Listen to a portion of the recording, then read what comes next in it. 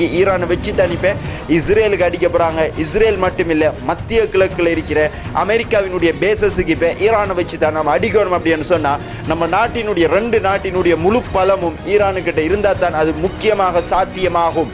இதில் இருக்கிற ஒரு சர்ப்ரைஸான செய்தி தான் 2 இலங்கையர்களும் சேர்ந்து இஸ்ரேலுக்குள்ள ஊடுருவி இருக்காங்க. ரஷ்யா பிடிச்சு வச்சிருக்கிற பகுதிகளை வந்து நீங்க இந்த மெப்ல பார்க்கலாம். இந்த மெப் எல்லாமே சேர்ந்து இப்ப ரஷ்யாவோட இணையணும். அமெரிக்காவினுடைய அதிபர் வந்த உடனே கொஞ்சம் லூசித்தனமா சில கதைகள் கைச்சிக்கின்றார். என்னன்னு சொன்னா அதை கைப்பற்றுவோம், இதை கைப்பற்றுவோம், அதை பிடிப்போம்னு சொல்லி அவர் வாப்பாட சொத்து மாதிரி தான் இந்த உலகம் அப்படின்னு சொல்லி கைச்சிக்கிருந்தார். ஹிஸ்புல்லாக்களினுடைய நிலைமை எப்படி இருக்கு? ஹிஸ்புல்லாக்கள் இவ்வளவு காலமாக பாலஸ்தீனிய மக்களுக்காக போராடி கொண்டு வந்தாங்களே, அவங்க இப்ப எப்படி இருக்காங்க?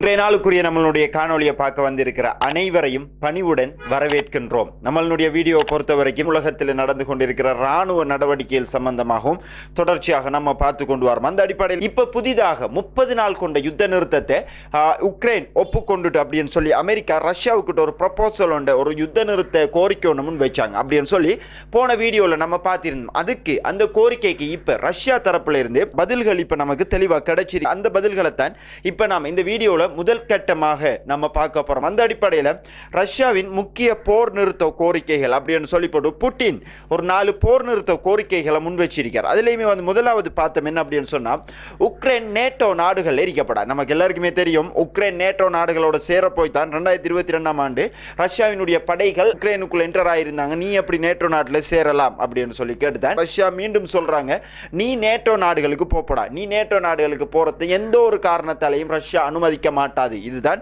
முக்கியமான யுத்த நிறுத்த கோரிக்கைகளை உக்ரைன் எந்த ஒரு சந்தர்ப்பத்திலையும் நேட்டோ நாடுகளுக்கு போப்படா அப்படிங்கிறது. அடுத்து வந்து உக்ரைனில் நேட்டோ அமைதி காக்கும் படைகள் இருக்கலாம். அதாவது இந்த கல்லணுகள் வந்து நல்ல வேஷம் போட்டு உள்ளுக்கு குந்தி இருக்கிற தெரியும் தானே, நல்ல முகமுடி போத்தின கருத்த புலிகள் மாதிரி ஒரு டீம் வந்து எப்பயுமே வந்து உக்ரைனுக்குள்ள இருக்கும். உளவு தகவல் கொடுக்குற டீமாகவும் இருக்கலாம். அது வந்து அந்த டீமை தான் அவங்க சொல்றாங்க இந்த பீஸ் கீப்பர்ஸ், அதாவது அமைதி காக்கும் படைகள் அப்படின்னு சொல்லுவாங்க. இந்த படைகள் இப்ப வந்து நேட்டோவினுடைய படைகள். இவங்க வந்து எந்த ஒரு சந்தர்ப்பத்திலும் ஆயுதம் தூக்க மாட்டாங்க. உக்ரைனுக்குள்ள வந்து அமைதி காப்பாங்க, பொதுமக்களை காப்பாற்றுவாங்க, அவங்களுக்கு தேவையான மருத்துவ வசதிகளை செய்வாங்க. இது வந்து நேட்டோவினுடைய ஒரு தனி பிரிவாயிருக்கு. ஆனா இதுவும் இருக்கக்கூடாது என்றா ரஷ்யாவுக்கு தெரியும். உன்னை நேட்டோ நீ நல்லவன் சொல்லி எந்தெந்த இடங்கள் எல்லாம் வேஷம் போடுறாயோ அந்த இடத்துல தான் வந்து நீ நம்பர் 1 கேடியாவும் கில்லாடியாவும் இருப்பாய் அப்படிங்கிறது எனக்கு தெரியும். அதனால நீ வந்து உன்னுடைய இந்த பீஸ் கீப்பர்ஸ் படையை வந்து உள்ளுக்கு வச்சிருக்கப்படா அப்படின்னு சொல்லி, அதாவது யுத்த நிறுத்தம் நடந்ததுக்கு பிறகு இந்த படை அதுக்குள்ள இருக்கும், உக்ரைனுக்குள்ளே இந்த படையில் இருக்கக்கூடாது அப்படின்னு சொல்லி புட்டின் வந்து முன் வச்சுக்கார். அது மட்டும் இல்லாம உக்ரைன் 4 டான்பாஸ் டோனட்ஸ்க் உட்பட 4 பிரதேசங்கள் புதிதாக ரஷ்யாவோட இணைக்கப்படணும். உக்ரைனுடைய பிரதேசங்கள் ஏன் அந்த 4 பிரதேசங்கள், அந்த 4 பிரதேசங்களையுமே வந்து ஆல்ரெடி ரஷ்யா கைப்பற்றி வச்சிருக்காங்க அப்படிங்கிற முக்கியமான. இதனோடு சேர்த்து 2014ஆம் ஆண்டு கிரீமியா பகுதியை வந்து ரஷ்யா கைப்பற்றி வச்சிருந்தாங்க. ரஷ்யா பிடிச்சு வச்சிருக்கிற பகுதிகளை வந்து நீங்க இந்த மெப்ல பார்க்கலாம். இந்த மெப் எல்லாமே சேர்ந்து இப்ப ரஷ்யாவோட இணையணும். இணைஞ்சா மட்டும்தான் இந்த யுத்த நிறுத்தம் அமுல்படுத்தப்படும் அப்படின்னு சொல்லியிருக்காங்க. அது மட்டும் இல்லாம குர்ஸ்க் பிரதேசம் வந்து நான் போன வீடியோவில் சொல்லியிருந்தேன், உக்ரைன்ல இருக்கிற பிரதேசம் உக்ரைன்ல இருக்கிற பிரதேசம் இல்லை, ரஷ்யாவில் இருக்கிற குர்ஸ்க் பிரதேசம். அதை நான் கொஞ்சம் கிளியர் பண்ணிக்கொள்றேன். சரியா, இது வந்து ரஷ்யாவில் இருக்கிற குர்ஸ்க் பிரதேசம். இந்த பிரதேசத்தை வந்து உக்ரைன் வந்து கைப்பற்றிட்டோம் அப்படின்னு சொல்லி அறிவிச்சாங்க. ஆனா உக்ரைன் அதை கைப்பற்றல, கம்ப்ளீட்டா வந்து சரவுண்ட் பண்ணிட்டாங்க ரஷ்யாவினுடைய படைகள். இப்ப வந்து இந்த பகுதியை முழுவதுமாக ரஷ்யாவினுடைய படைகள் வந்து சுற்றி வளைச்சிட்டாங்க. இப்ப வந்து புட்டின் ஒரு அறிவித்தல் ஒன்று செஞ்சிருக்கார், இந்த பிரதேசத்துக்கும் யுத்த நிறுத்தத்துக்கும் எந்த சம்பந்தமும் இல்லை, என்னோட பிரதேசத்துக்குள்ள தானே வந்து நீ உன்னோட பிரதேசம் என்று சொல்லி சொன்னாய். இப்ப இந்த பிரதேசத்துக்குள்ள இருந்து உனக்கு 2 ஆப்ஷன் தான் இருக்கு. ஒன்று, இந்த பிரதேசத்துல இருந்து நீ அவடத்தையே சூசைட் பண்ணி ஷா ஆகணும், அப்படி இல்லைன்னா எங்களை கையால நீ ஷா ஆகணும், அப்படி இல்லைன்னு சொன்னா எங்கள்கிட்ட சரணடையணும், அதாவது சரண்டர். இது மட்டும்தான் உனக்கு இருக்கிற ஆப்ஷன் அப்படின்னு சொல்லி புட்டின் இன்றைக்கு சொல்லி இருக்கிறது. முக்கியமாக நம்ம இதுல கருத்தில் கொள்ளப்பட வேண்டிய விடயங்கள் உண்டாகும் இதுல இன்னைக்கு இருக்கு அப்படின்னு சொல்லலாம். ஓகே,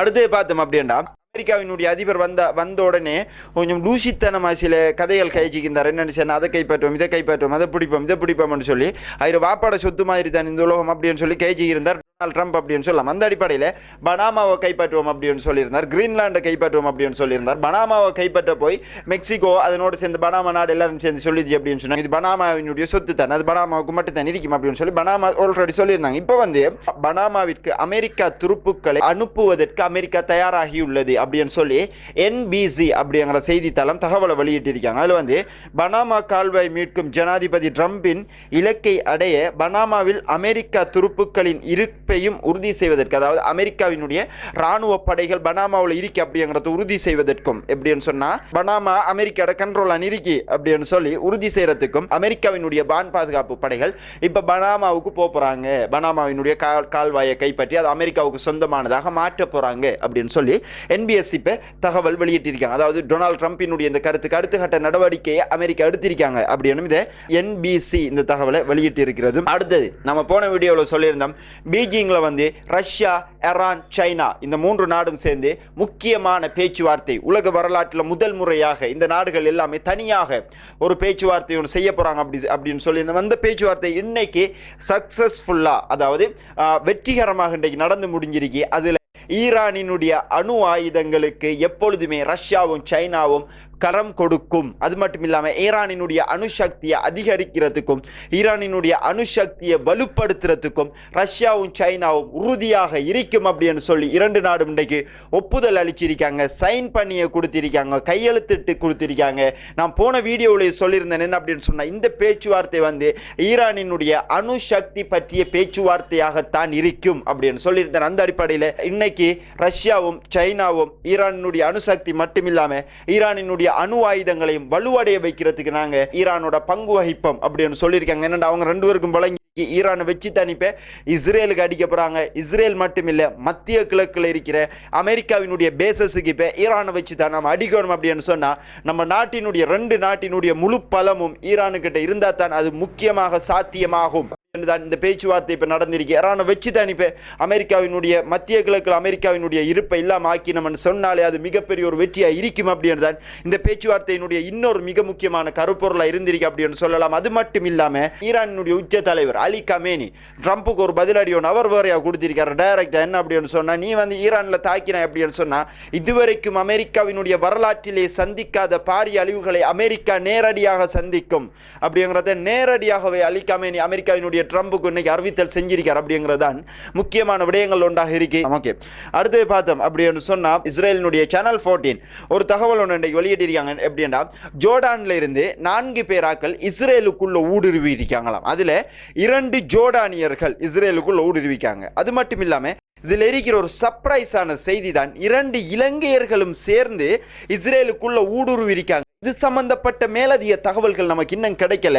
சேனல் 14 இது சம்பந்தமான மேலதிக தகவல்கள் நமக்கு கிடைச்சா நம்ம நிச்சயமாக தரும். அது மட்டும் இல்லாமல் இதில் இருக்கிற இன்னொரு முக்கியமான விஷயம், ஊடுருவும் போது இஸ்ரேலிய படைகளினால் 2 பேர் கொல்லப்பட்டிருக்காங்க. அது ஜோர்டானியர்களா அது இலங்கையர்களா அப்படின்னு நமக்கு தெரியாது. இஸ்ரேலினுடைய சேனலை வெளியிட்டு தகவல் ஒன்றாக இருக்கு அப்படின்னு சொல்லலாம். இது மாதிரி நிறைய பேர் வந்து ஜோர்டானுக்குள்ளேயும் இஸ்ரேலுக்குள்ளேயும் ஊடுருவி செல்றாங்க. அது மட்டும் இல்லாமல் பலஸ்தீன் ஆதாரங்கள், பலஸ்தீனிய செய்திகள், அங்கே இருக்கிற தகவல்கள் நமக்கு அங்கே இருக்கிறவங்க இன்னைக்கு நமக்கு தந்த தகவலின் அடிப்படையில் மேற்கு கரையின் நப்லஸ் பிரதேசத்தில், வெஸ்ட் பெங்கால் இருக்கிற நப்லஸ் பிரதேசத்திற்கு தெற்கே இருக்கிற கிர்பத் அல் மனாஜிமல் அப்படிங்கிற பகுதியில் யூத குடியேறிகள் இன்னைக்கு அவங்க பார்த்திருக்கிற வேலையை பார்க்கலாம். இது எல்லாமே வந்து பாலஸ்தீனிய மக்களினுடைய கடைகள் இன்னைக்கு முழுவதுமாக தீக்கிரையாக்கப்பட்டிருக்கு. அவர்களினுடைய பொருளாதார திட்டங்கள், வாழ்வாதாரங்கள், அவர்களினுடைய நிலையான இருப்பிடங்கள் எல்லாமே இப்ப யூதர்களால, யூத அடிவருடிகளால 1945ஆம் ஆண்டு அகதிகளாக குடியேறின அட்ரஸே இல்லாதவன்களால சொந்த நாட்டு மக்களை இன்றைக்கு விரட்டி அனுப்புற நிலைமைக்கு யூதர்கள் முன்னேறி இருக்காங்க. அப்படிங்கிறது தான் அமெரிக்காவினுடைய அராஜகமான, அநியாயமான, மனித உரிமைகளை மீறின ஒரு ஆட்சியாகவும் ஒரு செயலாகவும் யூதர்கள் இதை தொடர்ச்சியாக செஞ்சு கொண்டிருக்காங்க. அந்த அடிப்படையில் வெஸ்ட் பேங்க் பிரதேசத்தில், மேற்கு கரை பிரதேசங்களில் அங்க இருக்கிற மக்களினுடைய வீடுகள் எல்லாத்தையுமே வந்து இன்றைக்கு தீக்கிரையாக்கி இருக்காங்க, பத்த வச்சிருக்காங்க. இந்த புகைப்படத்தை உங்களுக்கு பார்த்தா வழங்கும்.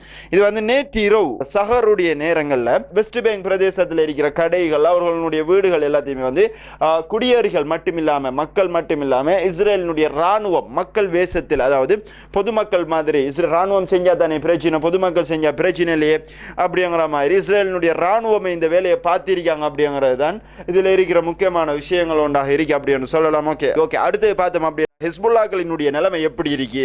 ஹிஸ்புல்லாக்கள் இவ்வளவு காலமாக பாலஸ்தீனிய மக்களுக்காக போராடி கொண்டு வந்தாங்களே, அவங்க இப்ப எப்படி இருக்காங்க? அவர்களுடைய பேச்சே இல்லையே அப்படின்னு பார்த்தோம்னா ஈரானினுடைய நடவடிக்கைகள் தான் ஹிஸ்புல்லாக்களினுடைய நடவடிக்கைகள். ஈரானினுடைய ஆர்மியினுடைய ஒரு பார்ட் தான் ஹிஸ்புல்லாக்கள். அந்த அடிப்படையில் கிழக்கு லெபனானில் உள்ள மூலோபாய ஆயுத தளத்தை குறிவைத்து இஸ்ரேல் வான்வழி தாக்குதல் வீசிருக்கு அப்படின்னு சொல்றாங்க. அந்த அடிப்படையில் கிழக்கு லெபனானில் பெக்கா பகுதியில் உள்ள ஜந்தா புறநகர் பகுதிகளுக்கு ஜந்தா மற்றும் அதனை அண்டிய புறநகர் பகுதிகளில் கிழக்கு மலைத்தொடரை குறிவைத்து இஸ்ரேலிய படைகள் 3 வான்வழி தாக்குதல் செஞ்சிருக்காங்க. மலையை மட்டுமே வந்து இவங்க டார்கெட் பண்ற காரணம் மலைகளை குடஞ்சி ஹிஸ்புல்லாக்களினுடைய ஆயுதங்கள் அங்க இருக்கு அப்படின்னு சொல்லி அதன் காரணமாகத்தான் ஆயுத களஞ்சிய சாலையை நாங்க குறிவைச்சு தாக்குதல் செஞ்சோம் இஸ்ரேல் சொல்லியிருக்காங்க. இந்த தாக்குதல் அது மட்டும் இல்லாம லெபனானின் பெக்கா பள்ளத்தாக்கு பகுதியில் பயங்கரவாத அமைப்புகள் சொல்லுவாங்க ஹிஸ்புல்லாவால் மூலோபாய ஆயுதங்கள் உற்பத்தி செய்வதற்கு சேமிப்பதற்கும் ஒரு தளத்தில் உள்கட்டமைப்பை IDF சமீபத்தில் தாக்கியது. மேலும் இஸ்ரேல் அரசுக்கு ஏற்படும் எந்த ஒரு அச்சுறுத்தலையும் அகற்ற தொடர்ந்து செயற்படும் IDF தொடர்ந்து செயற்படும் என்று இஸ்ரேலிய ராணுவம் அறிவிச்சிருக்காங்க. இஸ்ரேலிய ராணுவமும் இந்த தொடர்ச்சி அறிவிச்சிருக்காங்க. ஓகே, இன்னைக்கு வந்திருக்கிற முக்கியமான தகவல்கள் எல்லாத்தையுமே சேர்த்து இந்த வீடியோவில் நம்ம உங்களுக்கு தந்திருக்கோம். இதுவரைக்கும் உங்களுடைய முக்கியமான நேரங்களை ஒதுக்கி நம்மளுடைய வீடியோ பார்த்ததுக்கு மிக்க நன்றிகள். இது போன்ற முக்கியமான தகவல்கள் உங்களுக்கு தொடர்ச்சியாக கிடைக்கணும் அப்படின்னு சொன்னால் இதுவரைக்கும் நம்மளுடைய சேனலை ஃபாலோ பண்ணல, சப்ஸ்கிரைப் பண்ணல அப்படின்னு சொன்னால் பண்ணிக்கொள்ளுங்கள் அப்படின்னு சொல்லி கேட்டுக்கொண்டு உங்களிடம் இருந்து விடைபெறுகின்றேன். மிக்க நன்றிகள். Thank you very much.